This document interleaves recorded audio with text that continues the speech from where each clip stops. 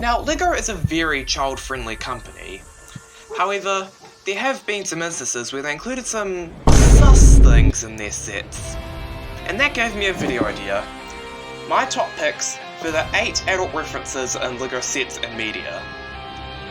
Now, most of these are going to be normal sets. However, I included there's one 18 plus entry on the list, but then again, LEGO 18 plus sets are still child-friendly, it's just the complexity. And I'm not going to be counting down something just because it's an adult property. So, for example, I won't be including stuff like Stranger Things or the Rolling Stones. But anyway, without further ado, let's begin the list. Now, as a kid, I played LEGO Indiana Jones the video game, and I always wondered why they just called the villains just enemies. Like, no specific names. But as I'm older, now I understand why. They obviously can't call them Nazis. For obvious reasons. I mean, they were terrible people. But something I just find really interesting is that apparently in the preliminary images for the flying wing, they actually included swastikas.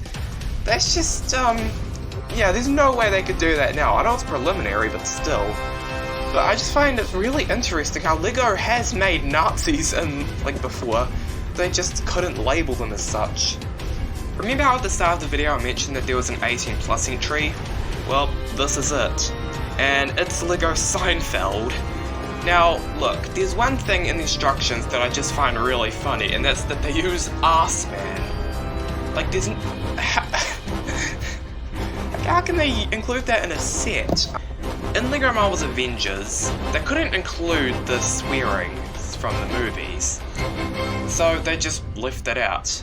But one thing I find really funny is that in the anger management level, Heimdall says, "They see you leading us," but of course in the actual movie he says, "They see you leading us to hell." Like, they obviously couldn't include that. Have a listen. Oh, they see everything. They see you leading us. Oh, they see everything. They see you leading us to hell.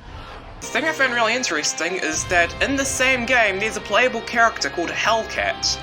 Like, LEGO, TT, make up your mind. Are you gonna include the word hell or not?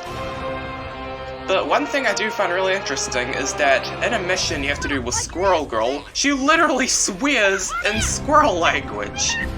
I mean, it's heavily implied. Like, they even, do the, thing where just they spam the keyboard to make it look like some kid raging. I don't honestly know, but yeah, I just find that really interesting.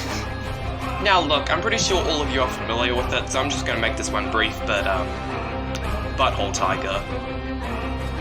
Butthole Tiger. Now with the LEGO movie Welcome to Apocalypseburg, they included the Suicide Squad Harley Quinn, and they included Daddy's little monster text on her crop top. I mean, how did they get away with that?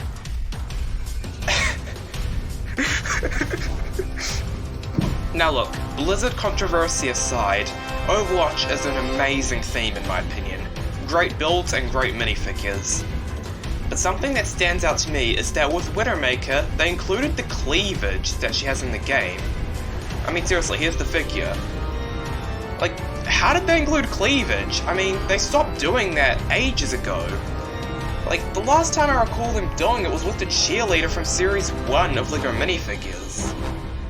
Like, I'm just surprised that they can get away with stuff like that. I'm not complaining though, it's, accurate. Yeah, it's accurate. Now with the LEGO Venomsaurus, there's a spot where you can have a figure dangling from the chin, but, okay, they had to know that, no, that's not a coincidence. And last but not least, the one that inspired this list. Now, some of these could just be coincidences, or just, mistakes made in that, or just made for accuracy. But this 100% is not a coincidence. They had to know what they were doing, and that's with some of the LEGO Mixels. Ever notice that some of them have a really muscular right arm and a really tiny left one? As a kid, I was really confused why that was the case, and oh, my childhood's ruined. I mean, like, I guess you could argue that they're used for holding the nixels, but why can't they just do both arms? I mean, okay, this one here. I guess you could argue that it's just a mechanical arm. Like, maybe he lost his arm in a fight or something and he had to get a new one.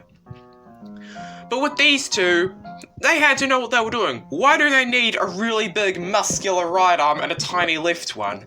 If you don't know what I'm talking about, then, you have a very innocent mind. But if you know what I'm talking about,